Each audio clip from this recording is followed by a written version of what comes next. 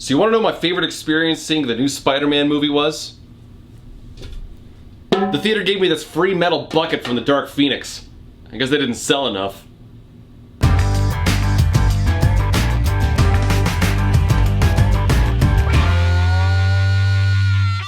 So Spider-Man Far From Home is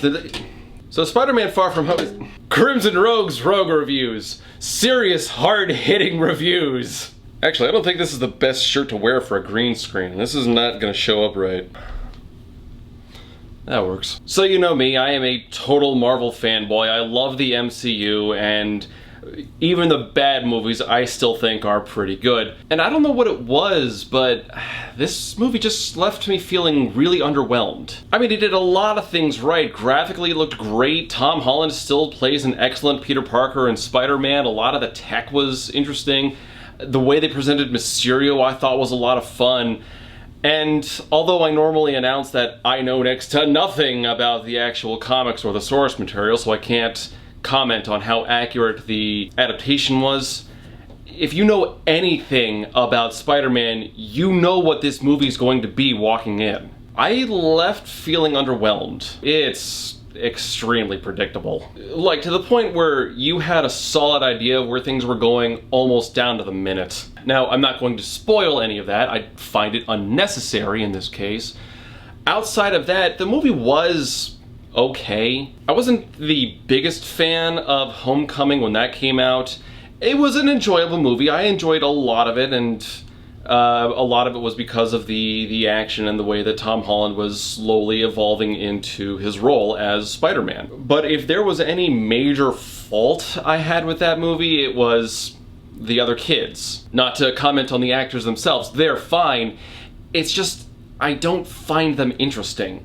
And unfortunately, this movie just delivers more of the same of that. I mean, Mary Jane, at the very least, was less annoying than she was in the first movie because it feels like she's developing character outside of annoying contrarian. But everyone else was just forgettable. Like, I'm not even kidding. I don't remember the best friend's name. The guy in the chair guy. Ned, that was it. So the movie mostly takes place in Europe, where Peter and his class are going off on a school trip when, uh-oh, chaos happens. And it's up to Peter, who's apparently the only person Nick Fury can call, for minimal explanation, and he's got to work with this new hero, Mysterio, who's a Mysterio from another dimension. So plan your Spider-Verse theories now. So, uh-oh, how can Peter both save the day, get the girl, and protect his identity? And a lot of the plot revolves around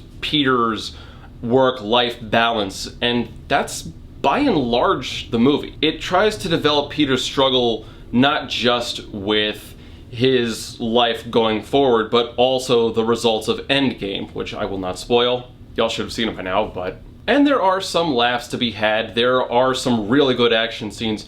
The climactic fight alone was actually really good. It was something different, and I wish I could talk about it more, but I'm trying to avoid spoilers. I'll say it was the best moment of the movie. The only other thing the movie really had going for it was Mysterio. And I will say, he was a very interesting character. In terms of everything else going on, just seeing Mysterio show up, seeing him use his powers and fight these big elemental monsters was very thrilling. It was something different, it was something unexplored, and he has a really good suit. That thing is awesome. Unfortunately, I was really hoping the movie was gonna go this direction, and it went the obvious direction instead, and it was just kind of killed it for me. And ultimately, the predictability of the whole thing and the fact that it gave Peter Parker reasons to develop and lean more towards the superhero side of things as a character. But outside of that, and one final plot point, which I will not spoil, kind of felt like a filler movie. I mean, to the point where if you just catch like the last 15 minutes of the movie, then you'll get enough of an idea of what's going on to carry forth in the rest of the MCU as those movies come out. So it was okay. It doesn't really do anything significantly different. A few cool shots in the final fight, but that's about it.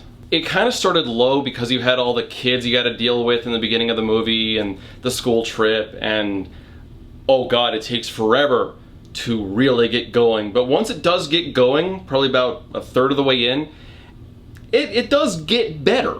So I'm not going to call this a bad movie. It's just Marvel's done so much better before. If you love the MCU, go ahead, check it out. If you don't, you're not missing anything. Although at this point, I genuinely want there to be a Spider-Verse where Tom Holland has to work alongside Andrew Garfield and Tobey Maguire. Who else is with me? That would be awesome.